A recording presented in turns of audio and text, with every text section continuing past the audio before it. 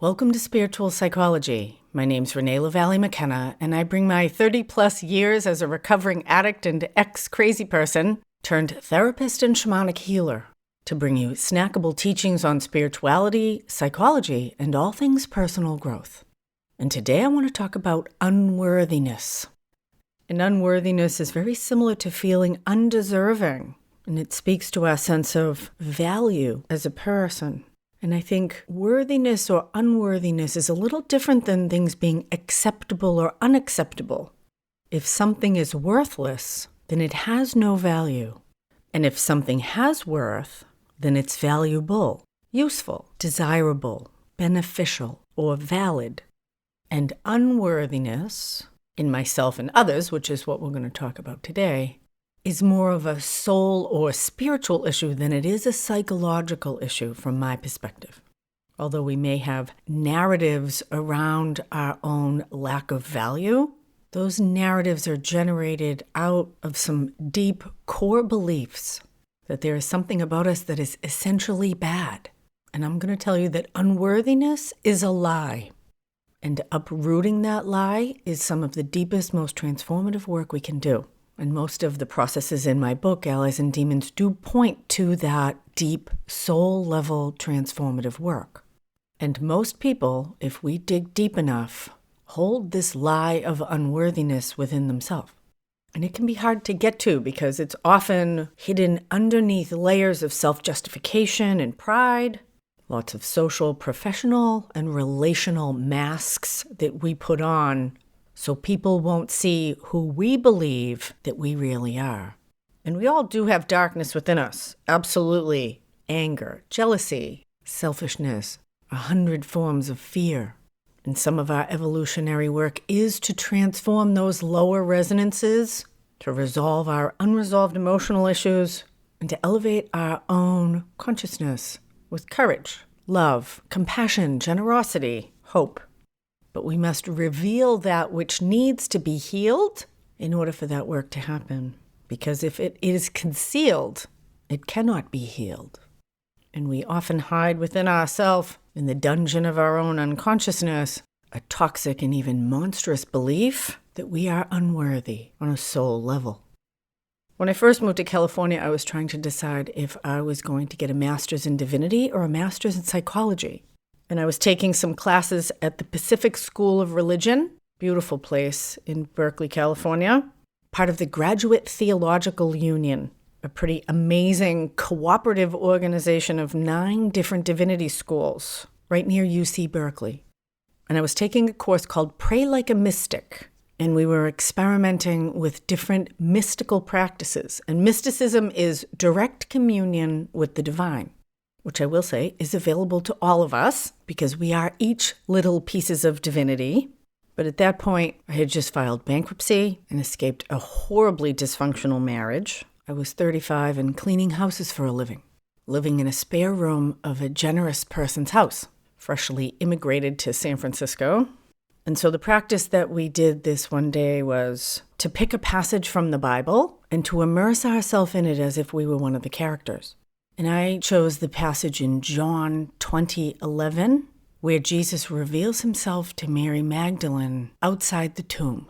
The stone has been rolled away from the tomb where they laid Jesus' dead body. She sees that the body is not there. There are 2 angels sitting where his body lay.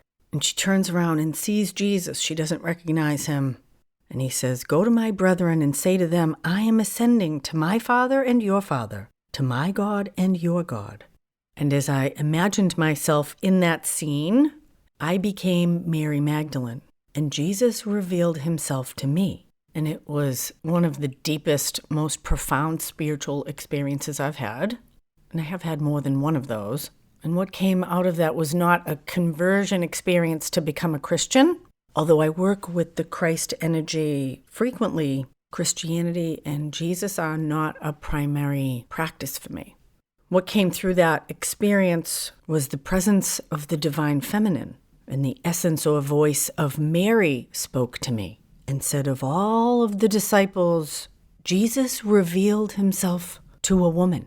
And the woman was charged with bringing the miracle of rebirth, of hope, of healing, ascension, and transformation that is really the message of Christianity and the Jesus story from my perspective, that a woman was charged with bringing that information back to the community, and that is a sacred mission.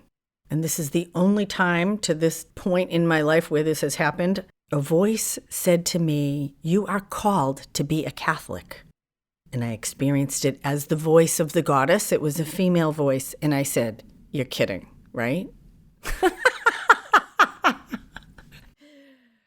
A Catholic? Really? Can it be something cool like a Buddhist or a Taoist? I grew up as a cultural Catholic, but I was never baptized because my mother was Christian Scientist and my father was raised first grade through college in Catholic school. And though I was drawn to go to lots of churches with my friends when they were forced to do that on Sunday, both Catholic and Methodist, I certainly wasn't raised in a religion. But I don't take callings lightly, and so I signed up to do the rites of Catholic initiation for adults, RCIA, at what remains a holy place for me to this day, St. Ignatius Cathedral in San Francisco. And in Easter of 2000, I was baptized along with quite a few other adults by stepping into a massive pool on the sacristy of this stunning cathedral before hundreds of people in a packed house. The next day I was confirmed, and after lots of discussion with my spiritual advisor, who also happened to be named Mary, I did not say the Nicene Creed because I don't believe most of what it says talks about Mary being a virgin, that Jesus is the only way to God, and that the Pope is a holy man. So I don't take vows lightly either, but I did become a Catholic and have had the opportunity and privilege to work with many Catholic clients over the years, and my initiation into that tradition has been extremely helpful. I'm a crappy Catholic. I generally don't go to Mass, but I do love to light candles before Mary. I would consider myself more of a Marian than a Christian. And at St. Ignatius Cathedral, there are these gorgeous altars, each of them completely different, to different saints and religious figures around the cathedral. And each of them has a place where you can sit and pray, meditate, light candles. And my favorite one is to Our Lady of Guadalupe.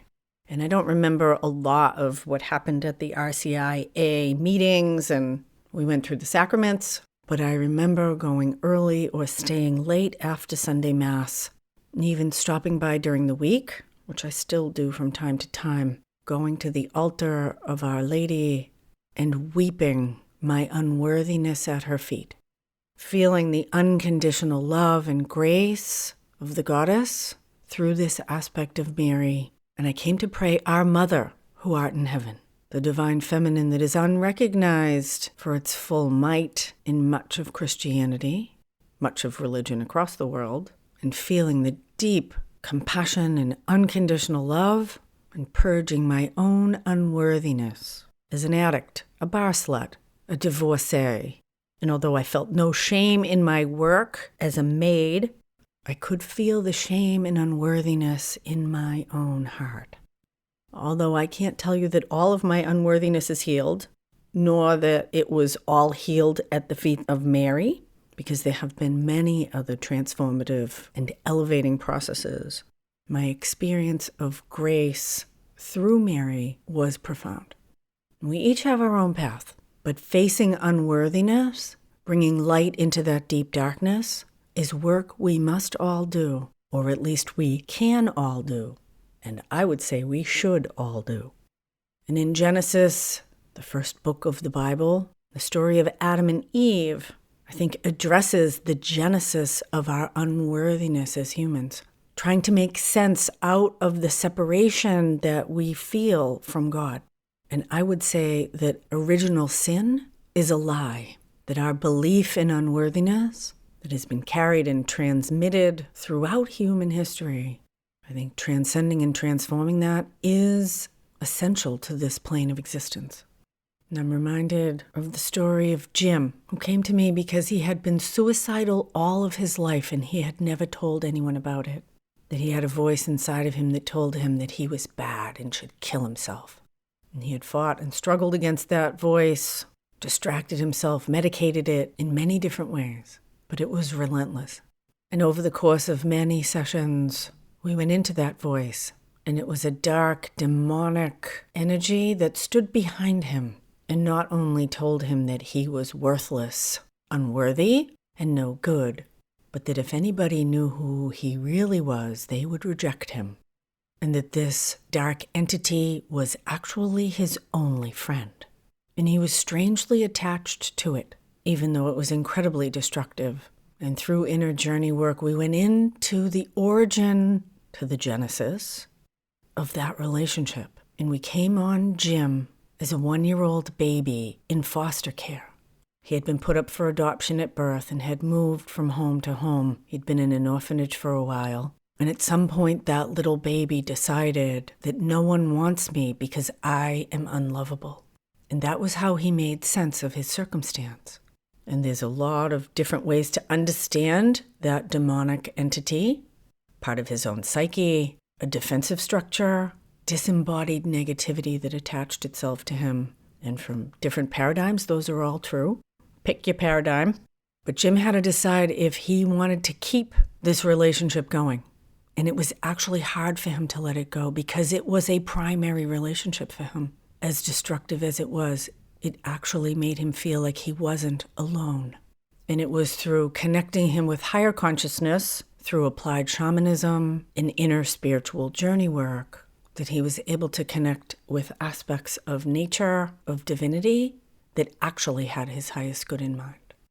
And over time, he was able to release and dissolve that intense internal negativity of unworthiness and to really connect with his own authentic self.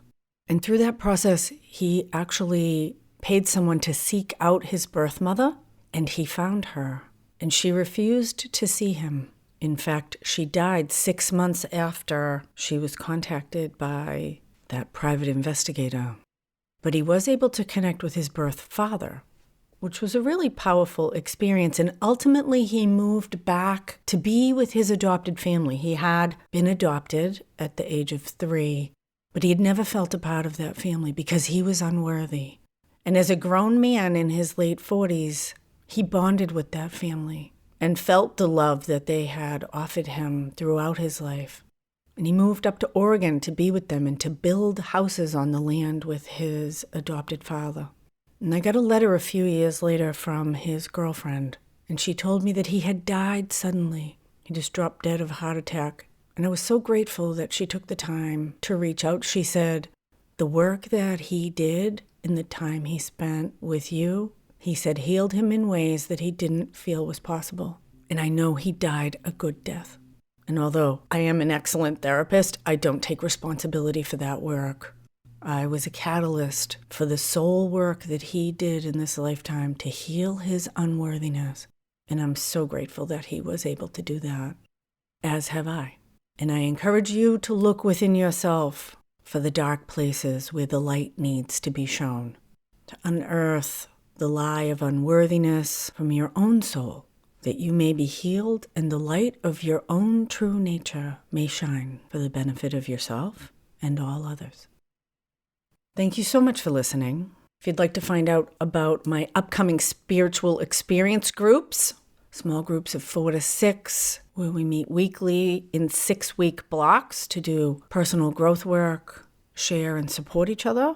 Those are virtual on Zoom. If you want to find out how I might be able to help you in your own personal process or learn about my mentorship program, shoot me an email, info@reneemckenna.com.